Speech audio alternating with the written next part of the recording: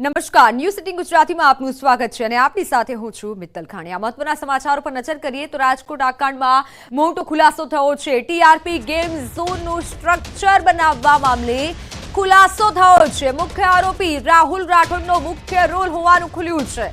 રાહુલ રાઠોડ અને તેનો પરિવાર ફેબ્રિકેશનના વ્યવસાય સાથે સંકળાયેલો છે। રાહુલ રાઠોડ અને અન્ય માણસોએ સાથે મળી ગેમ ઝોનનું સ્ટ્રક્ચર ઊભું કર્યું હતું।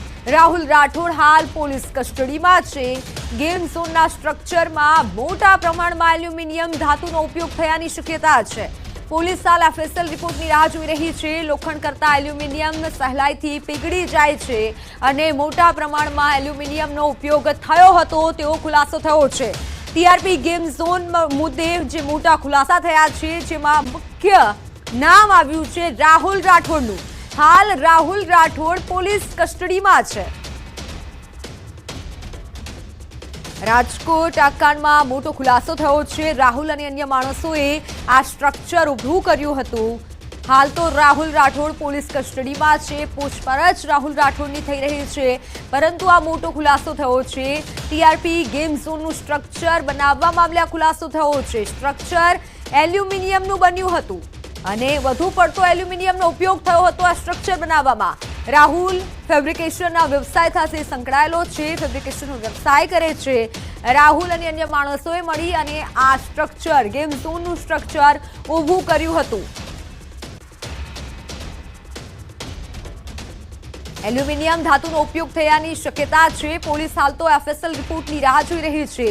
લોખંડ કરતા એલ્યુમિનિયમ સહેલાઈથી પીગળી જાય છે અને જે આગ લાગી, જે આગ વિકરાળ સ્વરૂપ ધારણ કર્યું। વેલ્ડિંગના એક તણખાથી આ વિકરાળ આગ લાગી હતી, પરંતુ કઈ રીતે તો આખું સ્ટ્રક્ચર જ એલ્યુમિનિયમનું બન્યું હોય તેવું સામે આવ્યું છે। લોખંડ કરતા એલ્યુમિનિયમ સહેલાઈથી પીગળી જાય છે અને ગેમ ઝોનનું સ્ટ્રક્ચર એલ્યુમિનિયમથી બન્યું હોય તેવું સામે આવ્યું છે।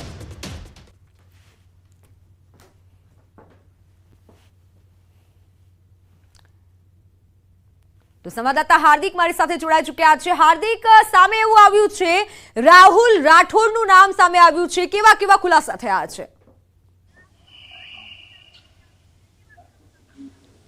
ચોક્કસથી રાજકોટ અગ્નિકાંડમાં એક બાદ એક મહત્વના ખુલાસાઓ થઈ રહ્યા છે, જેમાં સૌથી મહત્વનો ખુલાસો એ થયો છે કે જે સ્ટ્રક્ચર હતું, 3 માળનું જે સ્ટ્રક્ચર હતું, તે રાહુલ રાઠોડ નામના વ્યક્તિ દ્વારા બનાવવામાં આવ્યું હતું। તે ફેબ્રિકેશનના વ્યવસાય સાથે જોડાયેલો છે અને સમગ્ર જે છે એ સ્ટ્રક્ચર એ એલ્યુમિનિયમનું બનાવવામાં આવ્યું હોવાનું પણ સામે આવ્યું હતું, જેથી કરીને જે સમયે આગ લાગી તે વધુમાં વધુ નુકસાન થયું છે। ખાસ કરીને જો આ સ્ટ્રક્ચર છે તે મજબૂત હોત અથવા તો સિમેન્ટનું આખી બિલ્ડિંગ બનાવેલી હોત તો કદાચ આટલું નુકસાન ન થયું હોત, પરંતુ ક્યાંક ને ક્યાંક હાલ જે છે સમગ્ર મામલે આ એલ્યુમિનિયમનું હોવાનું સામે આવ્યું છે।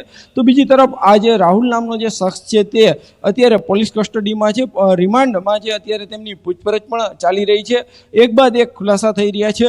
જોકે હાલ જે આ સમગ્ર મામલો છે તે મામલે હજી એફએસએલનો રિપોર્ટ પણ કરવામાં આવી રહ્યો છે। એફએસએલનો રિપોર્ટ આવ્યા બાદ વધુ ખુલાસા થાય તેવી શક્યતા છે, પરંતુ પ્રથમ 7 દિવસ બાદ સૌથી મહત્વની બાબત એ સામે આવી છે કે આ સ્ટ્રક્ચર છે તે એલ્યુમિનિયમનું બનાવવામાં આવ્યું હતું અને રાહુલ રાઠોડ નામનો જે વ્યક્તિ છે તેમના દ્વારા સમગ્ર આખું સ્ટ્રક્ચર ઊભું કરાયું હતું। જી બિલકુલ બિલકુલ હાર્દિક, અને આ સાથે જ સવાલ એ થાય છે કે સ્ટ્રક્ચર બનાવતી વખતે વધારે પડતો એલ્યુમિનિયમનો ઉપયોગ કરાયો હતો, એટલે કોઈ પણ ધારાધીયમ અને નિયમોનું પાલન નથી કરાયું।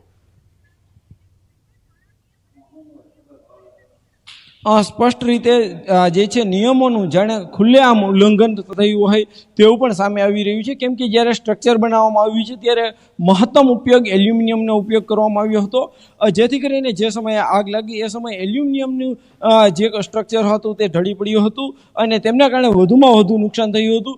જો આ સ્ટ્રક્ચર છે તે યોગ્ય મટીરિયલનું વાપરવામાં આવ્યું હોત તો કદાચ આટલી નુકસાની ન થઈ હોત, આટલી જાનહાની પણ ન થઈ હોત। એટલે કે કહી શકાય કે જ્યારે આ સ્ટ્રક્ચરમાં જે ઊભું કરવામાં આવ્યું ત્યારથી જ ક્યાંક ને ક્યાંક બેદરકારી સામે આવી રહી છે, લાપરવાહી સામે આવી રહી છે। એટલું જ નહીં, નિયમોનું સરેઆમ ઉલ્લંઘન પણ કરવામાં આવ્યું હતું અને આ સમગ્ર કાર્યવાહી છે તે અધિકારીઓ તેમજ પદાધિકારીઓના નાક નીચે થઈ છે।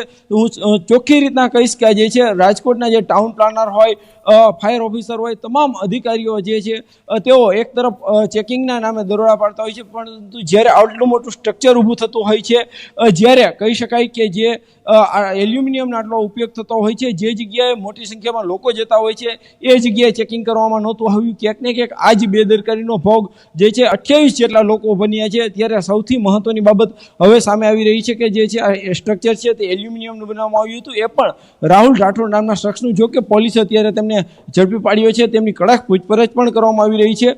આ મામલે વધુ ખુલાસા થાય તેવી પણ સંપૂર્ણ શક્યતા છે. જી બિલકુલ બિલકુલ હાર્દિક, અને હાલ તો કસ્ટડીમાં છે રાહુલ રાઠોડ, જે મુખ્ય આરોપી છે, પરંતુ અન્ય જે આરોપી છે તે મુદ્દે પણ શું વધુ વિગત મળી રહી છે? કેટલા સમય સુધી રાહુલ રાઠોડ કસ્ટડીમાં રહી શકે છે? ચોક્કસથી રાહુલ રાઠોડના જે રિમાન્ડ માંગવામાં આવ્યા છે, હાલ રિમાન્ડ ચાલુ છે. રિમાન્ડ પૂર્ણ થયા બાદ જો પોલીસને એવું લાગશે કે હજુ વધુ માહિતીની જરૂર છે તો ફરી એક વખત તેમને કોર્ટમાં રજૂ કરતી વખતે વધુ રિમાન્ડની માંગ કરવામાં આવશે.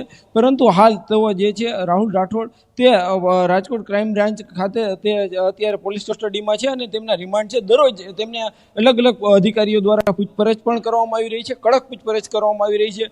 જેમાં સૌથી મહત્વની બાબત એ પણ છે કે અત્યારે આ જે સ્ટ્રક્ચર બનાવ્યું હતું ત્યારે ક્યાં ક્યાં મટીરિયલનો ઉપયોગ કર્યો હતો, અન્ય કોણ જવાબદાર વ્યક્તિ હતા, આ તમામ બાબતે રાહુલ રાઠોડની જે છે પૂછપરછ કરવામાં આવી રહી છે. તો બીજી તરફ FSL છે તેમના દ્વારા પણ જે સ્થળ ઉપરથી નમૂના લેવામાં આવ્યા છે અને કહી શકાય કે જે છે FSLના રિપોર્ટ બાદ વધુ ખુલાસા થાય તેવી પણ શક્યતા છે. પરંતુ હાલ રાહુલ રાઠોડ છે તેમની પોલીસ દ્વારા કડક પૂછપરછ કરવામાં આવી રહી છે અને એમાં જ આ જે છે પ્રાથમિક વિગતો સામે આવી રહી છે. હજુ કેટલાક વધુ મહત્વના ખુલાસા થાય, રાહુલ જે છે કેટલીક બાબતોના ખુલાસા કરે તેવી પણ શક્યતા છે અને એટલા માટે જ કદાચ જો આ રિમાન્ડના સમય દરમિયાન તેમની પાસેથી પૂરતી માહિતી નહીં મળે તો પોલીસ જે છે આગામી સમયમાં જ્યારે તેમને કોર્ટમાં રજૂ કરશે ત્યારે વધુ રિમાન્ડની પણ માંગ કરી શકે છે.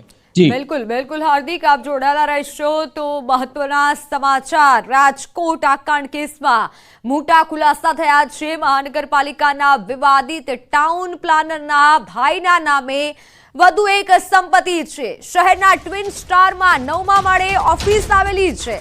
ટાઉન પ્લાનર MD સાગઠિયાના ભાઈના નામે એક ઓફિસ આવેલી છે. ઓફિસનું સરમુખતાર નામું MD સાગઠિયાના નામનું હોવાનું સામે આવ્યું છે.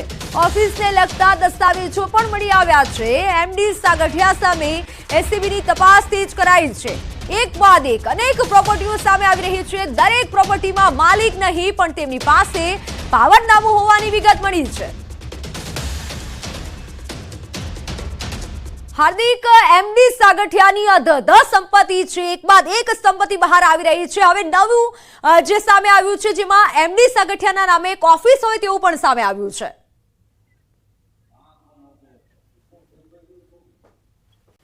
ચોક્કસથી મિત્તલ, રાજકોટના જે 150 ફૂટ રોડ ઉપર આવેલી ટ્વિન સ્ટાર નામનું જે બિલ્ડિંગ છે ત્યાં તેમના ભાઈના નામની આ સંપત્તિ હોવાનું સામે આવ્યું છે. આ જે ઓફિસ છે તેના હું આપને દ્રશ્ય બતાવવા માંગીશ.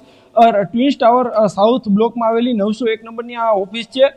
કહી શકાય કે આ ઓફિસમાં જે છે તેમના ભાઈ MD સાગઠિયાના ભાઈના નામની ઓફિસ છે, પરંતુ ક્યાંક ને ક્યાંક તેમનું જે સરમુખત્યાર નામું છે તે MD સાગઠિયાના નામનું છે. એટલે કે આ દસ્તાવેજ તો તેમના ભાઈના નામે કરેલો છે, પરંતુ તેમનો ભાઈ પણ તેમની મંજૂરી વગર આ મિલકત છે તે વેચી ન શકે. એટલા માટે MD સાગઠિયા છે તેમણે જે છે સરમુખત્યાર નામું પોતાના નામે કરેલું છે. સૌથી મહત્વના દસ્તાવેજ ન્યૂઝ 18ની સમક્ષ આવ્યા છે. ત્યારે વાત કરવામાં આવે તો જે છે આ ઓફિસ છે તે આ ઓફિસની કિંમત પણ 54 લાખથી પણ વધુની કિંમતની માનવામાં આવે છે. આ ઓફિસ જે જગ્યા આવેલી છે તેના પણ હું આપને દ્રશ્ય બતાવવા માંગીશ કે આ જે છે રાજકોટ શહેરની 5 સ્ટાર કહી શકાય કે જે છે અત્યાધુનિક જે બિલ્ડિંગ છે અને તેમાં આવેલી છે. આ સીધા દ્રશ્યો જોઈ શકો છો કે આ ટ્વિન્સ ટાવર જે છે ત્યાં આ ઓફિસ આવેલી છે. ઓફિસ છે તે અત્યાધુનિક છે અને અહીંયા જે છે ઓફિસોની જે કિંમત હોય છે તે લાખોમાં હોય છે. ત્યારે કહી શકાય કે વધુ એક ઓફિસ જે છે તે MD સાગઠિયાના પરિવારના નામે હોવાનું સામે આવ્યું છે. ચોક્કસથી આ મામલે આગામી સમયમાં જે છે એ તપાસ પણ કરવામાં આવી શકે છે. જ્યારે SCBની ટીમ તપાસ કરશે ત્યારે બની શકે છે કે આ મિલકતની પણ તેઓ તપાસ કરે, આ મિલકતની પણ વિગતો મેળવે. ખાસ કરીને બીજી મહત્વની બાબત આવી છે કે ખુદ આ જે અધિકારી છે MD સાગઠિયા તેમના દ્વારા પણ ક્યાંક ને ક્યાંક વેરો ન ભર્યો હોવાનું સામે આવ્યું હતું ને એટલા માટે આ નોટિસ પણ જે જોવા મળી રહી છે, નોટિસ પણ મહાનગરપાલિકા દ્વારા ક્યાંક ફટકારવામાં આવી હતી. પરંતુ સૌથી મહત્વની બાબત એ છે કે આ ઓફિસ છે તે MD સાગઠિયાના ભાઈના નામની છે. તેમના દ્વારા જે સરમુખત્યારનામું પણ જે કરવામાં આવ્યું છે, ત્યારે કહી શકાય કે એક બાદ એક એમડી સાગઠિયાની સંપત્તિના ખુલાસા થઈ ચૂક્યા છે. અત્યાર સુધીમાં કરોડો રૂપિયાની સંપત્તિ છે તે એમડી સાગઠિયાના નામે હોવાનું પણ સામે આવી ચૂક્યું છે. ત્યારે જોવાનું એ રહ્યું છે કે આગામી સમયમાં જે છે એ કેવી કાર્યવાહી થઈ શકે છે, તેમના પર કેવી તવાઈ આવી શકે છે, તે પણ ખૂબ જ મહત્વનું રહ્યું. મિત્તલ. બિલકુલ બિલકુલ હાર્દિક આભાર માહિતી બદલ. તો એક બાદ એક સાગઠિયાની સંપત્તિ હવે બહાર આવી રહી છે. વધુ એક ઓફિસ બહાર આવી છે. એક બાદ એક અનેક પ્રોપર્ટીઓ હવે સાગઠિયાની સામે આવી રહી છે. પરંતુ આ તમામ પ્રોપર્ટીની તપાસ થવી જોઈએ, કારણ કે ટ્વિન સ્ટારમાં આ તમે બિલ્ડિંગ જોઈ શકો છો, કેટલું હાઈફાઈ બિલ્ડિંગ છે અને તેની અંદર ઓફિસ છે.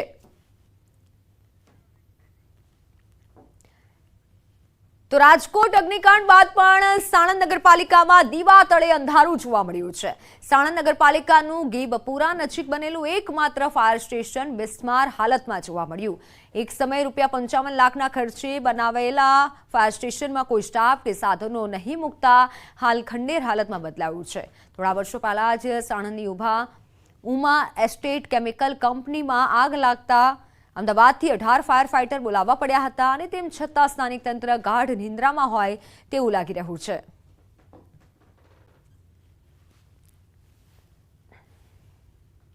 અમારી પાસે 33 કોલ આવેલા અને એ 33 આગ વખતે અમારું ફાયર ટેન્ડર પહોંચેલું છે.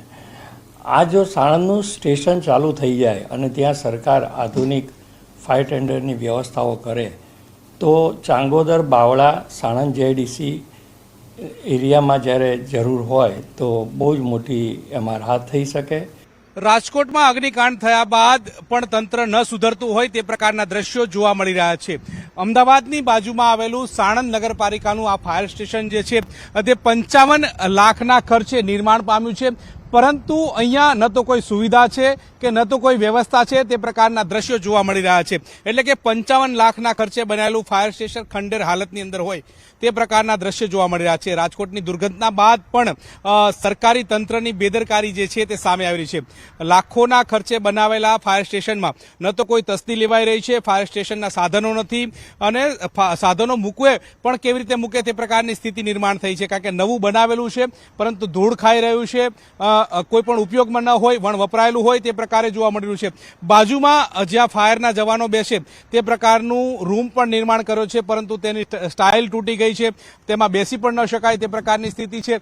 જ્યાં બાંધકામ કરવામાં આવ્યું છે ત્યાં ઝાડ પણ ઉગી ચૂક્યા છે તે પ્રકારના દ્રશ્યો જોવા મળી રહ્યા છે. એટલે કે લાખોના ખર્ચે બનાવેલા ફાયર સ્ટેશન અત્યારે હાલ ધૂળ ખાઈ રહ્યા છે. જ્યારે રાજકોટ જેવી ઘટના અમદાવાદની આસપાસ બને તો અમદાવાદની ફાયર સ્ટેશનની જે ફાયર ફાઇટરની જરૂરિયાત છે, મદદ લેવી પડે તે પ્રકારની સિચ્યુએશન છે. પરંતુ આ ફાયર સ્ટેશન તો અત્યારે ધૂળ ખાઈ રહ્યા છે અને અમદાવાદના ફાયર સ્ટેશનની મદદ લેવાની નોબત આવી રહી છે. કેમેરા પર્સન સૈનિક મહેતા સાથે ગૌતમ શ્રીમાળી, ન્યૂઝ 18 ગુજરાતી, સાણંદ. ન્યૂઝ 18ના અહેવાલના પગલે ધોરાજી પાલિકા તંત્ર જાગ્યું છે. ધોરાજી નગરપાલિકામાં ફાયર સેફટીનો અભાવ જોવા મળ્યો છે. જ્યારે અહેવાલ પ્રસારિત થતા નગરપાલિકા તંત્ર જાગ્યું છે. પાલિકા કચેરીના નવા બિલ્ડિંગમાં ફાયર સેફટીના નવા સાધનો લવાયા છે. નવી બિલ્ડિંગમાં ફાયર સેફટીની બોટલો લગાવવામાં આવી છે. ન્યૂઝ 18ના અહેવાલની અસર જોવા મળી છે. ધોરાજી તંત્ર જાગ્યું છે અને આખરે હવે ફાયર સેફટીની બોટલો લગાવાઈ છે. ન્યૂઝ 18ને અહેવાલ પ્રસારિત કર્યો હતો અને ત્યારબાદ ફાયર સેફટીના સાધનો લાગ્યા છે.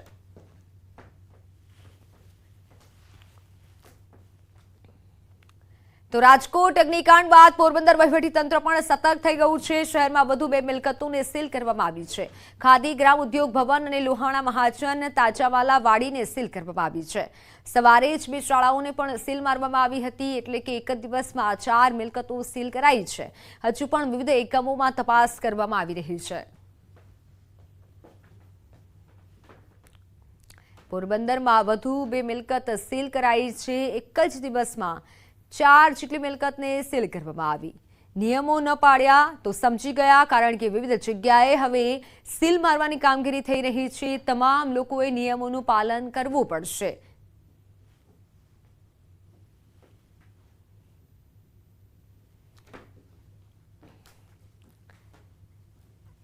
અન્ય સમાચાર પર નજર કરીએ તો ગાંધીનગર ગિફ્ટ સિટીમાં ચેસ ચેમ્પિયનશિપનું આયોજન. વર્લ્ડ જુનિયર ચેસ ચેમ્પિયનશિપનો પ્રારંભ થયો છે. વિશ્વનાથનના હસ્તે ચેમ્પિયનશિપનો પ્રારંભ થયો. વર્લ્ડ ચેસમાં ભારત સુપર પાવર બની શકે છે. આજથી ગાંધીનગર ગિફ્ટ સિટીમાં Viswanathan Anand world junior chess ચેમ્પિયનશિપનો પ્રારંભ થયો છે. ત્યારે ભારત સહિત 47 દેશના પ્રતિનિધિત્વ સાથે 228 કુશળ ખેલાડીઓ ભાગ લેશે. ગ્રાન્ડ માસ્ટર વિશ્વનાથન આનંદ વિશ્વ જુનિયર ચેસ ચેમ્પિયનશિપનું 2024નું ઉદ્ઘાટન કરશે. ઓપન કેટેગરીમાં 40 દેશના 126 જેટલા સહભાગીઓ છે અને જ્યારે મહિલા કેટેગરીમાં 28 ફેડરેશનમાંથી 102 એન્ટ્રીઓ છે. ટુર્નામેન્ટમાં ગુજરાતના 5 ખેલાડીઓ ભાગ લઈ રહ્યા છે. વિશ્વ સ્તરે ટોચના 15 ખેલાડીઓમાં 4 ભારતીયો છે અને જે દેશમાં ચેસ માટે સારો સંકેત આપે છે. દેશમાં ચેસનો વિકાસ એટલો બધો વધી ગયો છે કે હવે અંડર 14ની ખેલાડીઓ પર ગ્રાન્ડ માસ્ટર બની રહ્યા છે. આપણે અત્યારે 230 જેટલા પાર્ટિસિપેટ છે. એમાંથી અડધા ઇન્ડિયન છે અને અડધા ઇન્ટરનેશનલ છે, કારણ કે રેગ્યુલેશન છે ઇન્ટરનેશનલ નોર્મ્સ પ્રમાણે. સો આપણે 230 લોકો અત્યારે ઓલમોસ્ટ બધા પહોંચી ગયા છે ગિફ્ટ સિટી. હા, આપણે ગુજરાતના 5 જુનિયર્સ પાર્ટિસિપેટ કરવાના છે. એમાંથી આઈ થિંક 3 અમદાવાદના છે. સો આપણે ખાસા લોકલ સપોર્ટ પણ તો હશે જ. તો હાલ સમાચારોમાં સમય થયો છે વિરામનો.